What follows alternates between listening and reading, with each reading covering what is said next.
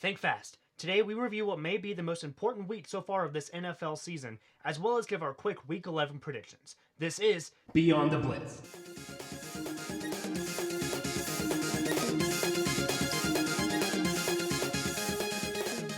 Welcome back, everyone. As always, Blitz Crew back at it. Brandon Wells, Justin Rogers, and we're here with Think Fast, our quick little 10-minute recap and predictions of the previous and upcoming weeks.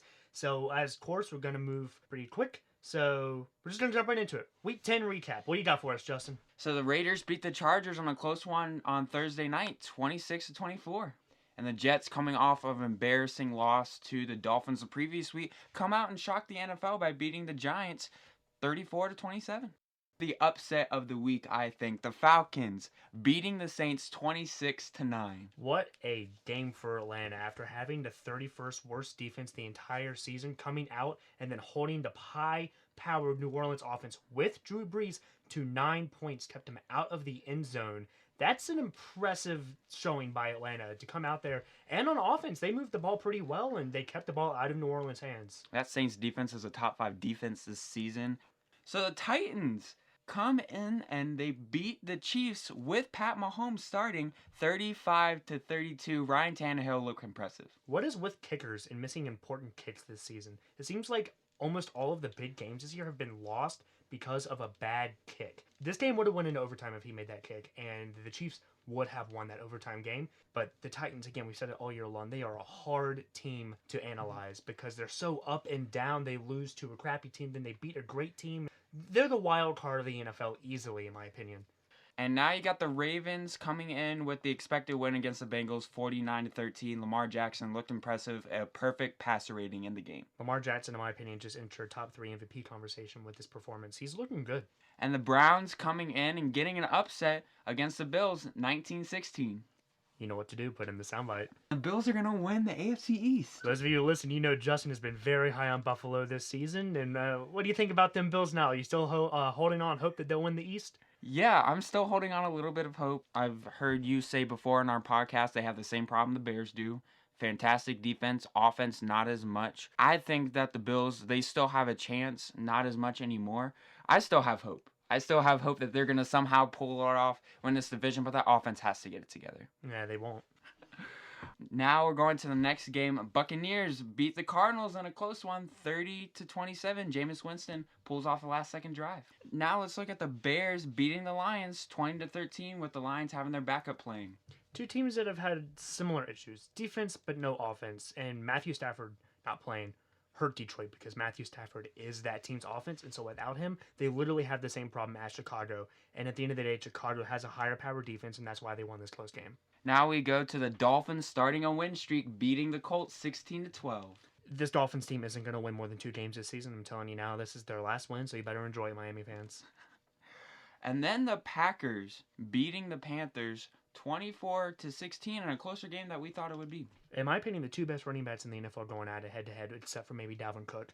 And they didn't really disappoint. Again, have both of them on my fantasy team. Both of them got me over 30 points. Love to see it. And in the snow, first snow game of the season. First snow game. It's always fun to see up in Lambeau. No surprise that Green Bay got the first snow game of the year. And Aaron Rodgers did what Aaron Rodgers does. Showed that Carolina is a good team, not a great team. So now we go to the Steelers beating the Rams 17-12, and 2 teams that are similar. Pretty good defenses. Their offense is not on track as much as we would like to see them, and right now both of them, I believe, 5-4. Steelers on the inside track to the wild card, Rams outside track. I'll tell you one thing. In my opinion, the most disappointing player of this season so far is Jared Goff.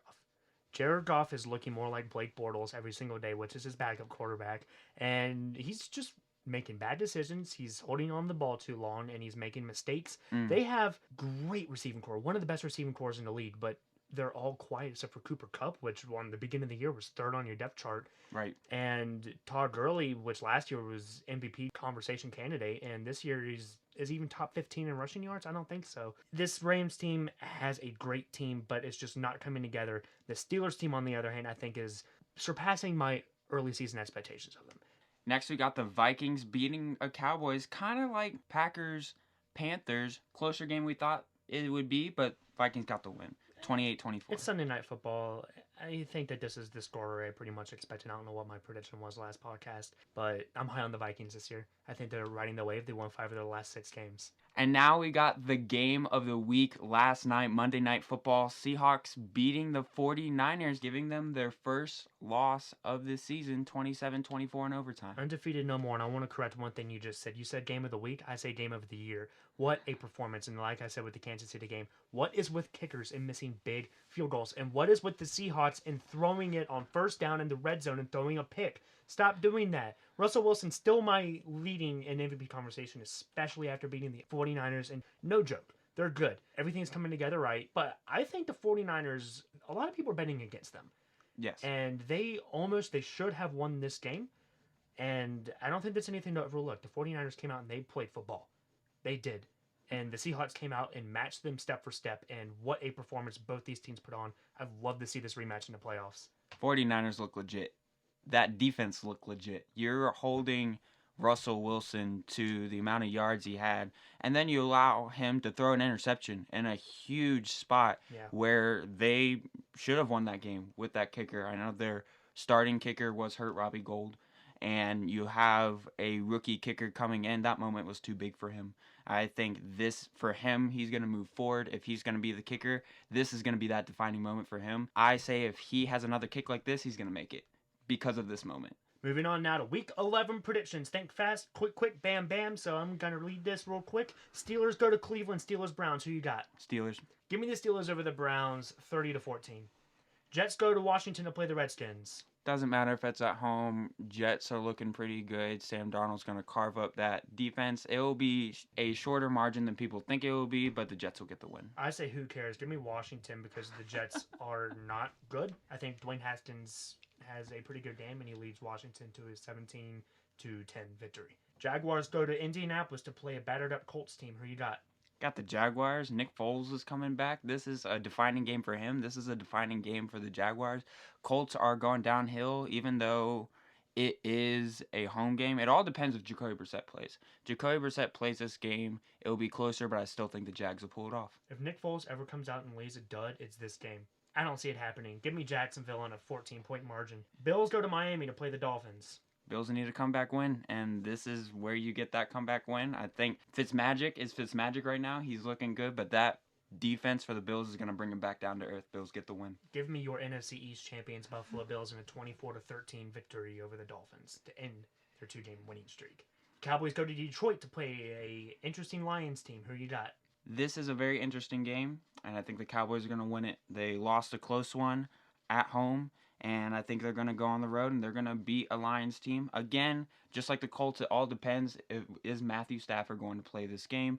Even if he does play this game, I think Zeke's going to have a good game against this run defense of the Lions. This is what I say. If Matthew Stafford plays, give me Detroit. If he doesn't play, give me Dallas. That's simple. Okay. Texans go to Baltimore and play the Ravens. Who you got? I think coming off the bye, the Texans could be looking good coming out of the gate, but that Ravens team is way too hot. And they're at home. Give me the Ravens. This Baltimore team is red hot. I want to bet against them because I like this Houston team, but I can't.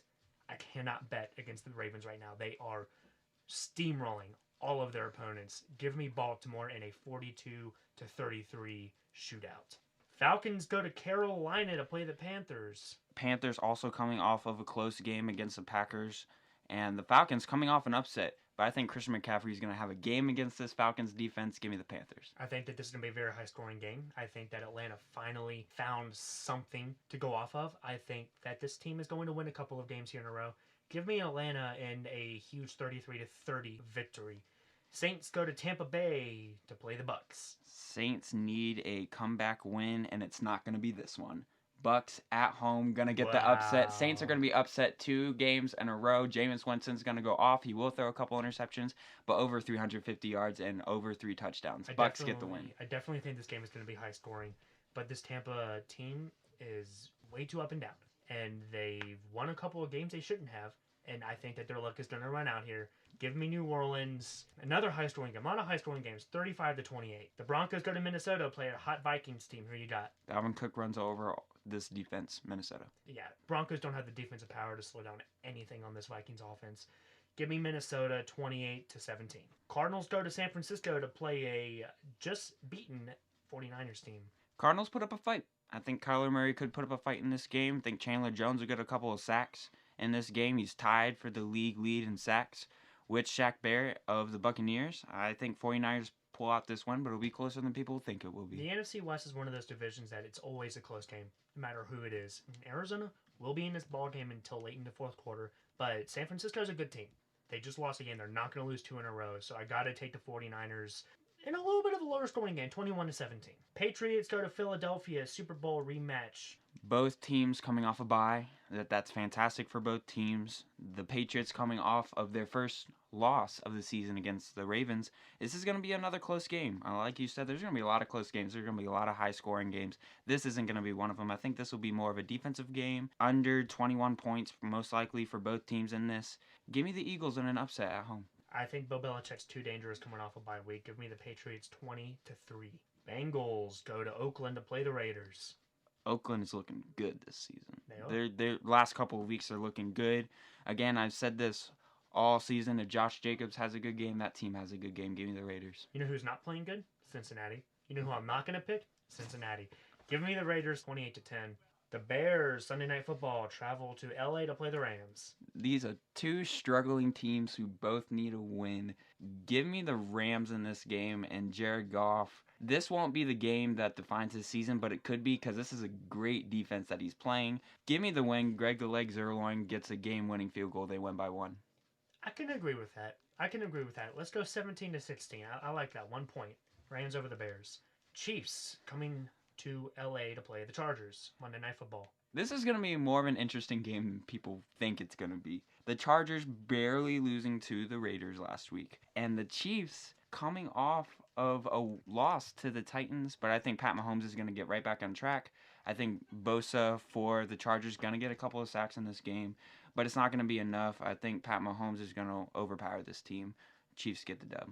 I like the Chiefs too much to go against them, to be honest. I think Mahomes is coming back now. He's on a second game in a row, and I think he's going to absolutely light up a suspect Chargers defense that isn't quite fully healed yet.